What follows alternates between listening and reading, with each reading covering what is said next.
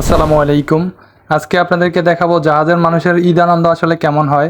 আমরা হাতিয়াতে ছিলাম, এজন্য হাতিয়া নামাজ পড়তে যাব, এই জন্য জাহাজ থেকে সবাই সকালে গোসল করে নৌকায় নেমে পড়লাম। তারপর আমাদেরকে নিয়ে তাসনিমা সিক্স, তারপর হাজি কায়েস, এগুলো থেকে আরও কিছু লোক নিয়ে চললাম কিনারের দিকে। অবশেষে ঘাটে এসে পৌঁছালাম, সবাই গুটি গুটি পায়ে বাজারের দিকে হেঁটে চলতেছে। একটা দোকানে বসে সবাই মিলে আড্ডা দিলাম আর হালকা নাস্তা পানি করে নিলাম। আমরা নামছি হচ্ছে হাতিয়া নলছিরা ঘাট। এখানকার পরিবেশটা আসলে মনোমুগ্ধকর। তারপর সবাই মিলে চললাম মসজিদের দিকে। অজু করে সবাই মসজিদে প্রবেশ করলাম।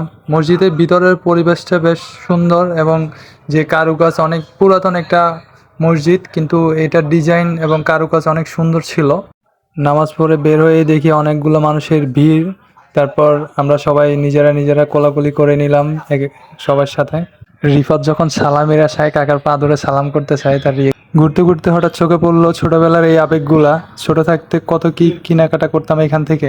পাশে এক বাড়িতে কোরবানি দিচ্ছিল, ওইখানে গিয়ে দেখতে লাগলাম গরু জবাই দেওয়া। আর বাড়ির সবাইকে মিস করতেছিলাম, বাড়িতে থাকলে এই সময়টা কত মজা করতাম। হাতিয়া নামছি আর হাতিয়ার মিষ্টি খাবো না, এটা তো হতেই পারে না, তাই চলে গেলাম মিষ্টির দোকানে। আসার পথে চোখে পড়লো জেলেরা মাছ নিয়ে আসতেছে, তো ওইখান থেকে তরতাজা এই মাছগুলো কিনে নিলাম 1 কেজি। আসলে নামও জানি না এই মাছের। অবশেষে আবার ঘাটে চলে আসলাম। এখন অপেক্ষা হচ্ছে ট্রলার আসলে আমরা সবাই জাহাজে চলে যাব। জাহাজে এসেই গোস্ত কাটাকাটি শুরু করে দিয়েছি আমরা। এগুলা কোরবানির গোস্ত না, আমরা ঢাকা থেকে আসার সময় কিনে নিয়ে আসছিলাম। আল্লাহ হাফেজ। আজকের ভিডিও এই পর্যন্ত। ভালো লাগলে লাইক কমেন্ট দিয়ে পাশে থাকবেন।